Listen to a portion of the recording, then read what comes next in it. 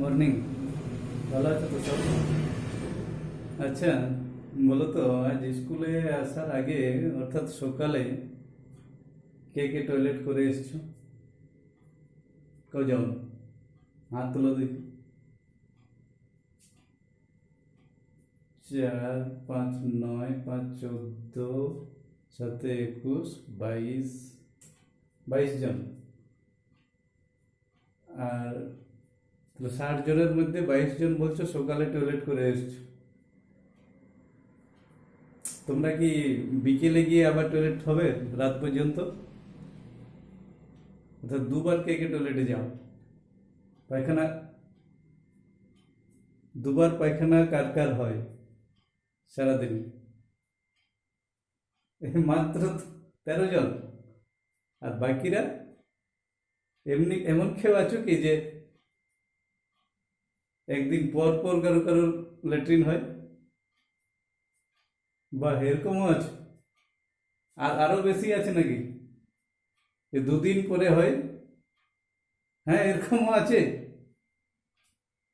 আচ্ছা, তো আমাদের এরকম কেন হয়? এরকম তো হওয়ার কথা নয়। কেন তোমরা কি খাবার তো ডেলি খাচ্ছ, তাহলে ইনকামিং তোমাদের ঠিক আছে আর আউটগোয়িং এর সময় বন্ধ রাখছো। মানুষের নর্মালি আমরা যা খাবার খাই তাতে দুবার যদি আমরা মল ত্যাগ করি তাহলে আমাদের শরীর ঠিকঠাক সুস্থ থাকবে। কিন্তু এখন ইদানিং দেখা যাচ্ছে যে তোমাদের মধ্যে যেমন হচ্ছে যে অনেকেই বলছো যে একবার যাই, সারাদিন একবার যাই, কেউ কেউ বলছো একদিন পরে যাও। কেন এরকম হচ্ছে? এটার জন্য দায়ী আমাদের কিছু খাদ্যাভ্যাস আর কিছুটা বদ অভ্যাস। এখন অনেকেরই তোমাদের কোনো টাইম টেবিল নেই, ল্যাট্রিনে যাওয়ার কোনো টাইম টেবিল নেই। অর্থাৎ অনেকের বাড়িতে টয়লেট আছে। আমরা এখন স্বচ্ছ ভারত মিশনের ইয়েতে আছি যে প্রত্যেকের বাড়িতে বাড়িতে টয়লেট হয়ে গেছে। আবার অনেকের কি হচ্ছে, বেডরুমের পাশে অ্যাটাচড টয়লেট আছে। তাহলে আমাদের ওই মল ত্যাগ করার কোনো নির্দিষ্ট টাইম নেই। যখন ইচ্ছে পায়খানার ব্রেক পেয়েছে, চলো ঢুকে যাও। সকাল বিকাল কোনো নির্দিষ্ট টাইম নেই। তাহলে নির্দিষ্ট টাইম না থাকার জন্য কি হয়েছে, আমাদের এই অভ্যাসটাই পাল্টে গেছে। এই যে তোমরা যেমন বলছো যে কেউ বলছো যে সারাদিনে একবার হয়, কখন হয় তার ঠিক নেই, যখন বেগ পাই ঢুকে যায়। এরকম তো হওয়ার কথা না। আমাদের নির্দিষ্ট টাইমের মধ্যে, যেমন সকালে ঘুম থেকে উঠে যদি একবার পেট পরিষ্কার হয় তাহলে তোমার দিনটা ভালো চলবে। আবার সন্ধেবেলায় হয়তো একবার হলো। তো এরকম হচ্ছে না, তার কারণে যে বললাম দুটো জিনিস, যে একটা আমাদের খাদ্যাভ্যাসের কিছু ব্যাপার স্যাপার আছে, আর আছে কিছুটা বদ অভ্যাস। অর্থাৎ আমরা ওই যে এমন জীবনযাপন করছি যে চলো আমার তো পাশেই টয়লেট আছে, অ্যাটাচ বেডরুমের অ্যাটাচ আছে, তাহলে যখন ইচ্ছে আমি যাব। সেটা রাত 10টায়ও হতে পারে, রাত 11টায়ও হতে পারে, যখন ইচ্ছে। এরকম কিছু অভ্যাসের জন্য এরকম আমাদের হয়েছে। আবার আরেকটা যেটা দায়ী, সেটা তোমাদের খাদ্যাভ্যাস। অনেকেই এখন তোমরা শাকসবজি খেতে চাইছো না, অনেকেই পছন্দ করে না। যদিও আছে অনেকেই খাও, কিন্তু অনেক ছেলে মেয়ের বাবা মায়ের দেখি বলে থাকে আজকাল যে সবজি খাচ্ছে না। সবজি খাচ্ছে না কেন খাচ্ছে না? বাড়িতে নিয়মিত যদি সবজি হয়, কতদিনও না খেয়ে থাকবে। সবজি খাওয়ানোর চেষ্টা করতে হবে, কিন্তু তোমাদের বাবা মারাও ওরকম হয়ে গেছে, খাচ্ছে না ছেলে, ঠিক আছে চলো একে ডিম ভেজে দাও, এর জন্য মাছ আনো, এর জন্য মাংস আনো। অর্থাৎ বাবা মার ভালোবাসাটা এত বেশি হয়ে গেছে তোমাদের উপর যে ওনারা নিজেদের অজান্তেই তোমাদের কিছু ওই যে সবজি খাচ্ছ না করে ওনারাও ঠিক আছে আমার সবজি খেতে পছন্দ করে না, ওটাকে এলাও করে দিচ্ছেন। যার ফলে কি হচ্ছে, আমাদের শরীরে কিছু খাদ্য উপাদানের ঘাটতি হচ্ছে। তো আমাদের আজকের আলোচনার বিষয়, আজকের পাঠটা হচ্ছে খাদ্যতন্তু। এই খাদ্যতন্তু আমাদের দায়ী ওই যে মল উৎপাদনে। যদি আমাদের যে খাবারগুলো আমরা খাই তার মধ্যে পর্যাপ্ত পরিমাণে খাদ্যতন্তু থাকে, তাহলে মলের পরিমাণ যেমন বৃদ্ধি পায়, সেরকম মল নির্গমনটাও ঠিকঠাক থাকে। তো তো খাদ্যতন্তু জিনিসটা কি? খাদ্যতন্তু মূলত হচ্ছে সেলুলোজ বা পেকটিন জাতীয় কার্বোহাইড্রেট। ভালো করে মনে রাখবে, খাদ্যতন্তু হলো সেলুলোজ, সেলুলোজ, সেলুলোজ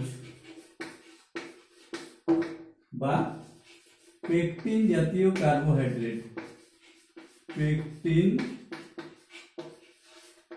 জাতীয় কার্বোহাইড্রেট।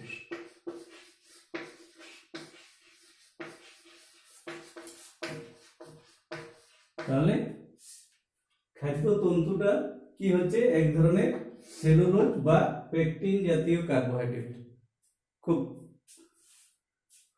প্রত্যেকে এটা মনে রাখবে, খাদ্যতন্তুটা প্রকৃতপক্ষে কি। এই সেলুলোজ বা পেকটিন এটা এমন একটা জিনিস যেটা আমাদের বিভিন্ন খাদ্য উপাদানের মধ্যে বা বিভিন্ন খাদ্যের মধ্যে আছে। তো এই সেলুলোজ বা পেকটিন এরকম হয় যে এটা জলে গুলে যেতেও পারে, আবার নাও গুলতে পারে। ওটা দু রকম বৈশিষ্ট্য আছে, কিছু কিছু সেলুলোজ আছে জলে গুলে যায়, আবার কেউ নাও গুলতে পারে। তাহলে একটা বৈশিষ্ট্য হচ্ছে জলে গুলতে পারে বা নাও গুলতে পারে। আর খাদ্যতন্ত্রের প্রকৃতি কি? প্রকৃতি হচ্ছে এটা যেটা প্রকৃতপক্ষে সেলুলোজ বা পেকটিন জাতীয় কার্বোহাইড্রেট। তো এগুলো কোথায় পাবো? কোন খাদ্য থেকে পাই? আর খাদ্যতন্তু কি করে? তাহলে খাদ্যতন্তুর কোথা থেকে পাই আগে সেগুলো জেনে নিই, উৎসগুলো জেনে নিই। উৎসগুলো লিখে নাও খাতায়। আমরা খাদ্যতন্তু পেয়ে থাকি যে সমস্ত খাদ্য উপাদান থেকে, সেগুলো হলো সজনে ডাঁটা।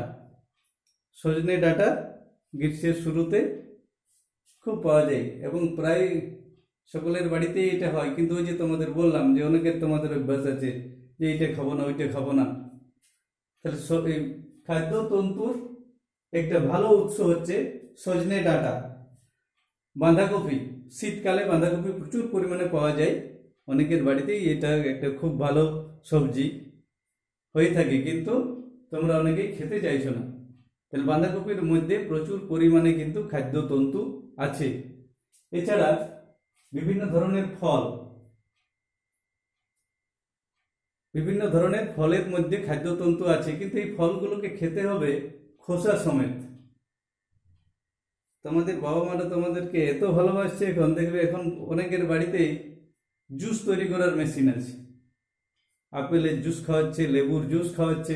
তাহলে এই জুস খেতে গিয়ে কি হচ্ছে, অনেক সময় আমরা এই খাদ্য উপাদান থেকে যে খাদ্যতন্তু এটা আমরা পাচ্ছি না। তাহলে আমাদেরকে ফলগুলো, আস্ত ফল খেতে হবে, ফল চিবিয়ে খেতে হবে, তাহলে আমরা খাদ্যতন্তুটা ঠিকঠাক পাবো। তাহলে বিভিন্ন ধরনের ফলের মধ্যে খোসা সমেত ফলকে খেতে হবে, তার মধ্যে আছে খাদ্যতন্তু। আর কোথায় পাবো? আটা, আটার রুটি। আটা থেকে যদি রুটি হয়, ওই যে আটা তো মানে আমরা আটা আর ময়দা দুটো জিনিস আছে, তো আটার মধ্যে বেশি পরিমাণে, আটার মধ্যে খাদ্যতন্তু যে তুলনায় থাকে সেই তুলনায় ময়দাতে অনেকখানি কমে যায় খাদ্যতন্তুর পরিমাণ। আর আমরা খাদ্যতন্তু কোথায় পাবো? বীজের খোসা, বীজের খোসা। আরেকটা খাদ্যতন্তুর ভালো উৎস হচ্ছে ওটস। ওটস তোমরা যখন ছোট ছিলে অনেক বাবা মা প্রচুর ওটস খাইয়েছে, কিন্তু বড় হয়ে অনেকে এই অভ্যাসটা ছেড়ে দিয়েছো। ওটস হচ্ছে একটা প্রাকৃতিক উপাদান যার মধ্যে কোনো ভেজালও নেই, ওটস আমরা খেতেই পারি। ওটসের মধ্যে খাদ্যতন্তু কিন্তু যথেষ্ট মাত্রায় আছে। এছাড়াও মটরশুঁটি, গাজর বা বিভিন্ন বিভিন্ন ধরনের ডাল, এগুলোর মধ্যেও খাদ্য উপাদান থাকে। তো বেশি পরিমাণে যেগুলো থাকে সেগুলো হলো সজনে ডাঁটা, বাঁধাকপি, আপেল বা বিভিন্ন ধরনের ফল, বীজের খোসা, ওটস, এই উপাদানগুলো। তাহলে এই উৎসগুলোর নাম লিখে রাখো এবং এগুলো সবসময় মনে রাখবে যে খাদ্য উপাদানগুলো কোথা থেকে পায়। আর এবার জানবো যে এই খাদ্যতন্তুগুলোর কাজ কি। খাদ্যতন্তু যদি আমাদের খাবারে পর্যাপ্ত পরিমাণে থাকে, তাহলে আমরা কিছু কিছু রোগ থেকে মুক্ত থাকবো। সেই রোগগুলো কি কি? উচ্চ রক্তচাপ, হাই ব্লাড প্রেশার হবে না। উচ্চ রক্তচাপ, উচ্চ রক্তচাপ। উচ্চ রক্তচাপ নিয়ন্ত্রণে রাখতে গেলে, অর্থাৎ রক্তচাপকে নিয়ন্ত্রণ রাখতে গেলে আমাদেরকে সেই সমস্ত খাদ্য খেতে হবে যার মধ্যে খাদ্যতন্তু আছে। হৃৎপিণ্ডের সমস্যা, হৃৎপিণ্ডের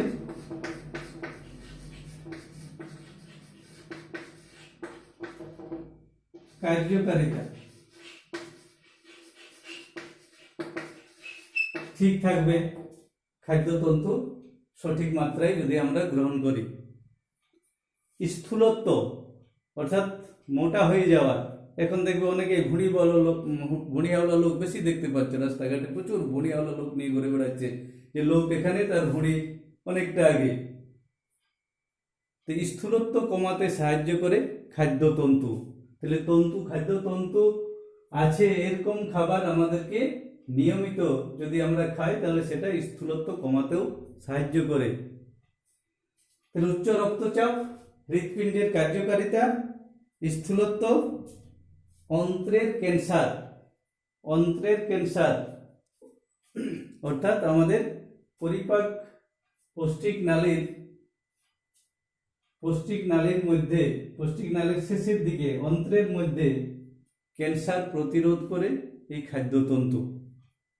আর শেষের কাজটা যেটা আমি প্রথমেই তোমাদের সঙ্গে আলোচনা করছিলাম, যে কোষ্ঠকাঠিন্য দূর করে। কোষ্ঠকাঠিন্য মানে ওই যে নিয়মিত পায়খানা না হওয়া।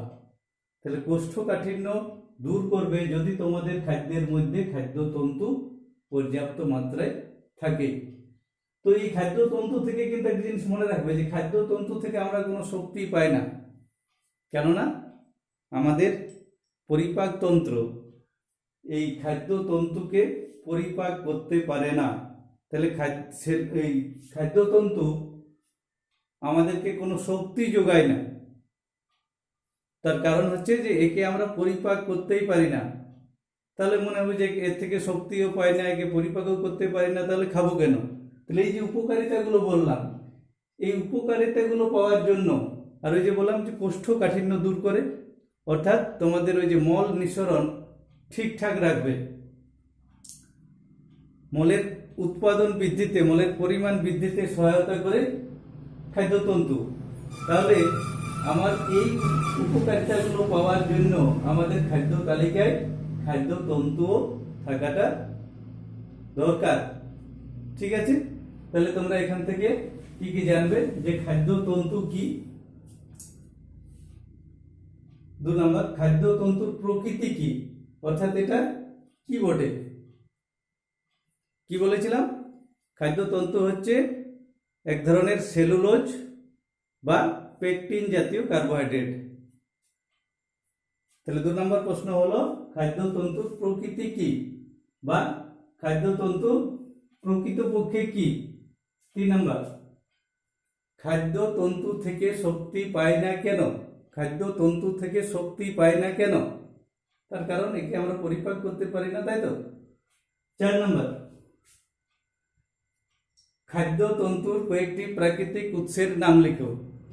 5টা লিখবে, মিনিমাম 5টা লিখবে, কেউ বেশি লিখতে পারো। খাদ্যতন্তুর কয়েকটি প্রাকৃতিক উৎসের নাম লিখো। 6 নম্বরে, খাদ্যতন্তুর উপকারিতা কি। খাদ্যতন্তুর উপকারিতা কি, অর্থাৎ খাদ্যতন্তু খেলে আমাদের কি কি উপকার হবে। খাদ্যতন্তুর উপকারিতা কি। তারপরের প্রশ্ন,